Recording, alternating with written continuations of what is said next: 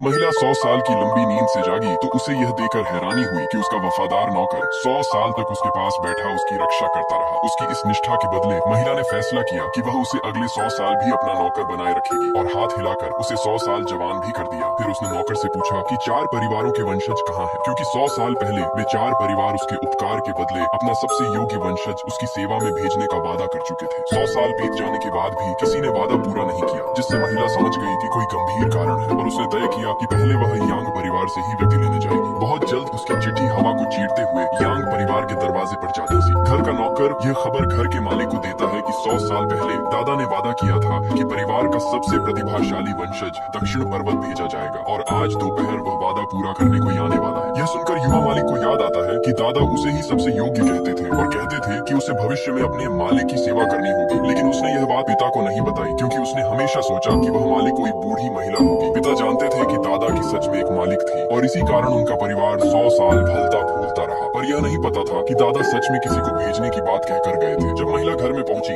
यांग परिवार की मालकिन ने उसे देखकर तुरंत गलतफहमी पाल ली और सोचा कि यह घर के मालिक की कोई छिपी हुई प्रेमिका है। घर का मालिक उसके भीतर की शक्तिशाली आभा महसूस करता है और उसके मन में डर बैठ जाता है कि शायद वह वही प्राचीन मालिक हो सकती है जिसकी कहानियां परिवार में पीढ़ियों से चली आ रही हैं। लेकिन मालकिन का विश्वास नहीं डगमगाता और वह कहती है कि दादा की लाइब्रेरी में एक चित्र है जिसमें असली मालिक की आकृति बनी है, इसलिए उसी से पहचान होगी। महिला को यह बेकार की जटिलता लगी और वह सीधे दादा की मृतदेह के पास जाकर उनकी आत्मा को बुलाकर पूछना चाहती है, पर मालिक उसे रोक देता है कि दादा जीवन भर दुख झेलते रहे, इसलिए पहचान होने तक उनकी आत्मा को परेशान नहीं किया जा सकता। जैसे ही महिला मुख्य कक्ष में लौटी, मालकिन ने उस पर उग्र हमला बोला और कहा कि असली मालिक दिव्य शक्तियों की धनी थी, जबकि यह महिला चेहरा दिखाने से डर रही है, इसलिए यह निश्चित ही नकली है या कोई दोष छुपा रही है। मालकिन को यह नहीं पता था कि महिला मुखौटा इसलिए पहनती है क्योंकि 100 साल की नींद के बाद उसका चेहरा देखने वाला व्यक्ति अपनी 100 साल की उम्र खो देता है। इतने में नौकर चित्र लेकर आता है और घर का मालिक कहता है कि चित्र वाली महिला से यह बहुत मिलती है, पर मुखौटा हटे बिना पहचान नहीं हो सकती। मालकिन जिद करके कहती है कि मुखौटा हटाया जाए। महिला समझाती है कि मुखौटा हटाना खतरनाक है, पर मालकिन उसकी बातों का मजाक उड़ाती है और हाथ बढ़ाकर उसका मुखौटा हटाने लगती है। उसी क्षण